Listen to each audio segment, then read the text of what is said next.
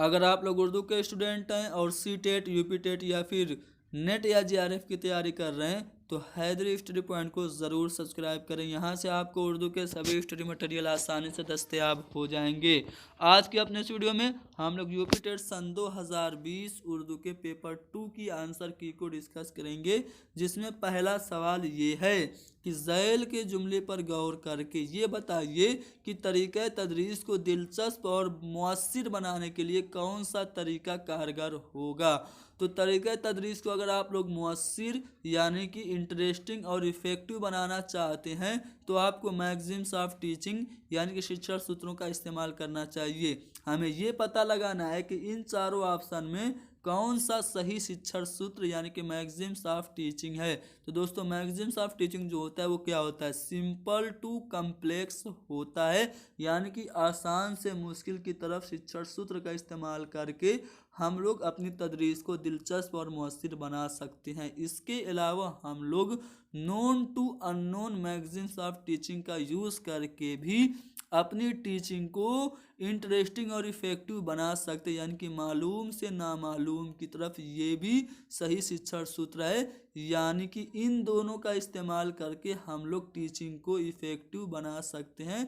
यानी हमारा जो पहला वाला ऑप्शन है अलिफ और दाल ये सही होगा। अगला जो सवाल है वो ये है कि आज़ादी लफ्ज़ का मुतज़ाद क्या होगा। तो आज़ादी का जो विलोम होगा, अपोजिट होगा, वो ग़ुलामी होगा। गुबारे खातिर ये क्या है, ये खतूत का मजमुआ है। किसके खतूत का मजमुआ है, तो मौलाना अबुल कलाम आज़ाद के खतूत का मजमुआ है। अगला जो सवाल है वो ये है कि ज़ैल में कौन सा अफसाना प्रेमचंद का नहीं है। सबको पता है कफन प्रेमचंद का है जो कि 24 घंटे के वाक़यात पर मबनी है। गिल्ली डंडा और नमक का दरोगा भी प्रेमचंद का है। जबकि गरम कोट किसका है, गरम कोट राजेंद्र सिंह बेदी का है। यानी कि इन चारों में गरम कोट प्रेमचंद का नहीं है। अगला जो सवाल है वो ये है कि ज़ैल में कुछ मुसन्निफीन और उनकी किताबों के नाम दिए गए हैं, सही जोड़े की निशानदही करना है। तो दोस्तों इब्नुल वक्त किसकी रचना है, इब्नुल वक्त नज़ीर अहमद की है। और प्रेमचंद की जो है वो क्या है, बहुत सारी हैं, कफन, गवदान, गबन है। लेकिन फसाने आज़ाद जो है वो प्रेमचंद की नहीं है, बल्कि किसकी है, ये पंडित रतन नाथ सरसार की है। शिबली नोमान की शेरुल अजम, अल फारूक, अल मामून, मुआज़ना अनीसो दबीर है। लेकिन मुकद्दमा शेर व शायरी नहीं है, मुकद्दमा शेर व शायरी ये हाल ही की है। यानी कि इसमें पहला जोड़ा और तीसरा जोड़ा और चौथा जोड़ा गलत है। जब ये तीनों गलत हैं तो सही कौन है, सही जोड़ा दूसरा वाला जोड़ा है, यानी कि मोहम्मद हुसैन आज़ाद की किताब आबे हयात है। यानी दूसरा वाला ऑप्शन सही होगा। अगला जो सवाल है वो पैसेज पे मबनी है। पहले हम लोग पैसेज को पढ़ेंगे और फिर सवालों के जवाब देंगे। कहा यह जा रहा है कि एक दिन वह बहन जो बजाय वालदा के मेरी खातिर रखती थी, कहने लगी ऐ बैरन तू मेरी आंखों की पुतली और माँ बाप की मुई मट्टी की निशानी है। तेरे आने से मेरा कलेजा ठंडा हुआ, जब तुझे देखती हूँ बाग बाग होती हूँ। तूने मुहाल निहाल किया, लेकिन मर्दों को खुदा ने कमाने के लिए बनाया है, घर में बैठे रहना उनको लाजिम नहीं। ये है पैसेज। अब इस पे मबनी सवाल जो पहला है वो ये है कि बैरन के क्या मानी है। तो दोस्तों यहाँ पे एक बहन अपने भाई से कह रही है ऐ बैरन, यानी कि बैरन का मानी आपका हो जाएगा भाई। अगला सवाल है कि बाग बाग होने का क्या मतलब है। तो मुहावरा है बाग बाग होना, इसके माने हैं खुश होना। अगला जो सवाल है वो ये है कि इस पैसेज को पढ़िए और पैसेज पे मबनी 68 और 69 सवाल जो हैं उनके जवाब दीजिए। तो पैसेज पढ़ते हैं। पैसेज में नज़्म है, कहा जा रहा है कि आता है याद मुझको गुजरा हुआ ज़माना, वो बाग की बहारें वो सब का चहचहाना, आज़ादियाँ कहाँ हैं वो अब अपने घोंसले की, अपनी खुशी से आना अपनी खुशी से जाना, लगती है चोट दिल पर याद आता है जिस दम, शबनम के आंसुओं पे कलियों का मुस्कुराना। लगती है चोट दिल पर आता है याद जिस दम, शबनम के आंसुओं पर कलियों का मुस्कुराना, वो प्यारी प्यारी सूरत वो कामनी सी मूरत, आबाद जिसके दम से था मेरा आशियाना, और आती नहीं सदाएं उसकी मेरे कफस में, होती मेरी रिहाई ऐ काश मेरे बस में, ये पैसेज है जो कि नज्म है। तो इस नज्म में शायर ने परिंदे की ज़बानी किस चीज़ की ख्वाहिश का इजहार किया है। तो दोस्तों परिंदे क्या कह रहे हैं, वो बाग की बहार है, वो सबका चहचहाना, यानी कि बाग में जो परिंदे चहचहा रहे थे उसकी ख्वाहिश का इजहार किया है शायर ने परिंदे की ज़बान में। तो यहाँ पे बाग में चहचहाना, तीसरा वाला ऑप्शन सही होगा। अगला जो सवाल है वो ये है कि इस नज्म में किस चीज़ की अहमियत उजागर की गई है। तो दोस्तों नज्म में क्या है, परिंदे कफस में हैं यानी कि पिंजड़े में हैं और वो आज़ादी की अहमियत को बयान कर रहे हैं कि हम अपनी खुशी से अपने घोंसले में आते थे, अपनी खुशी से जाते थे, यानी कि इस नज्म में आज़ादी की अहमियत उजागर की गई है। अगला जो सवाल है वो ये है कि मसनवी की सिन्फ में कौन से शोरा शोहरत रखते हैं। तो दोस्तों मीर अनीस और मिर्ज़ा दबीर ये मरसिया के लिए मशहूर हैं, गालिब और मीर ये गज़ल के लिए, सौदा और ज़ौक़ कसीदा के लिए मशहूर हैं। लेकिन मीर हसन और पंडित दयाशंकर नसीम ये दोनों आपके मशहूर हैं मसनवी के लिए। मीर हसन की सहरुल बयान और पंडित दयाशंकर नसीम की क्या है, गुलजार नसीम मसनवियाँ हैं। तो दूसरा वाला ऑप्शन सही जवाब होगा। अगला जो सवाल है वो ये है कि मिर्ज़ा सलामत अली दबीर कहाँ पैदा हुए थे। तो सलामत अली दबीर पैदा हुए थे आपका दिल्ली में, फैज़ाबाद में आपके मीर अनीस पैदा हुए थे। अगला सवाल है कि ज़ैल में कौन सा लफ्ज़ मुअन्नस है। तो दोस्तों जिक्र हो रहा है, असर होता है, दर्द होता है, ये तीनों जो हैं वो क्या हैं, ये तीनों आपके मुज़क्कर हैं। लेकिन फ़िक्र की जब हम लोग बात करते हैं तो कहते हैं फ़िक्र होती है, यानी कि फ़िक्र आपका मुअन्नस है। तो चौथा वाला ऑप्शन सही होगा। अगला जो सवाल है वो ये है कि बरके कलीसा किस मशहूर शायर की नज़्म है। तो ये अकबराबादी यानी कि अकबर इलाहाबादी की नज़्म है।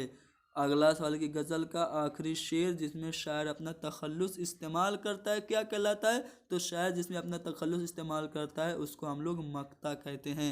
अगला जो सवाल है वो ये कि बागो बहार किस उर्दू किताब का सलीस तर्जुमा है। तो बागो बहार नौ तर्ज मुरस्सा का तर्जुमा है जो कि मिर्ज़ा तहसीन की किताब थी और मिर्ज़ा तहसीन ने अपनी ये किताब किस्से चार दुर्वेश पर मबनी लिखी थी, यानी कि ये किस्से चार दुर्वेश का नौ तर्ज मुरस्सा थी और नौ तर्ज मुरस्सा का सलीस तर्जुमा किसने किया था, मीर अमन ने बागो बहार के नाम से किया था। अगला जो सवाल है वो ये कि मरसिया किस ज़बान का लफ्ज़ है। तो मरसिया सबको पता है अरबी ज़बान का लफ्ज़ है। अगला सवाल ये कि मुसद्दस के एक बंद में कितने मिसरे होते हैं। तो मुसद्दस के एक बंद में 6 मिसरे होते हैं।